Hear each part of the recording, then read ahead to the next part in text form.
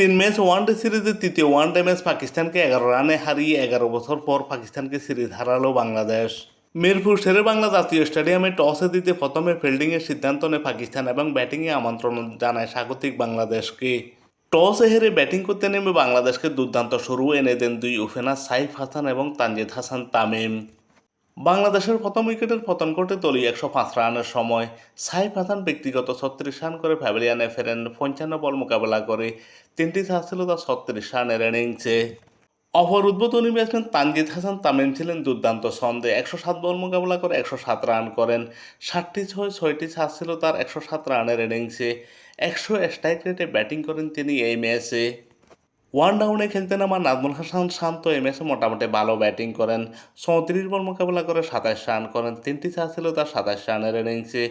Wicket রক্ষক batsman Liton Kumar Das 51 বল মোকাবেলা করে 41 রান করেন। 1টি চার 1টি ছয় ছিল তার 41 রানের ইনিংসে। অভিজ্ঞ তৌহিদ হৃদয়ের ব্যাট থেকে আসে 48 রান। তিনি মোকাবেলা করেন 44 বল। 7টি চার ছিল তার 48 রানের ইনিংসে। আফিফ হোসেন ধ্রুব এই ম্যাচেও ব্যর্থ হয়েছেন। 8 বল মোকাবেলা করে মাত্র 5 রান করে প্যাভিলিয়নে ফেরেন এবং অতিরিক্ত থেকে আসে 26 রান। বাংলাদেশ নির্দিষ্ট 50 ওভারে 5 উইকেট হারিয়ে 290 রান সংগ্রহ করে। বাংলাদেশের বিপক্ষে পাকিস্তানের হয়ে বোলিং করেন শাহিন আফ্রিদি। 10 ওভার বোলিং করে 55 রান দিয়ে 1 উইকেট শিকার করেন। হারিস রূপ 10 ওভার বোলিং করে 52 রান দিয়ে 3 উইকেট শিকার করেন। আবরার আহমেদ 10 ওভার বোলিং করে 49 রান দিয়ে 1 উইকেট শিকার করেন। ফাহিম আশরাফ 4 ওভার বোলিং করে 24 রান দিয়ে উইকেট শূন্য থাকেন। মাস সাদাকাত 1 ওভার বোলিং করে 9 রান দিয়ে উইকেট শূন্য থাকেন। বাংলাদেশের 290 রানের লক্ষ্য তাড়া করতে নেমে পাকিস্তান প্রথমে দ্রুত উইকেট হারিয়ে চাপে পড়ে।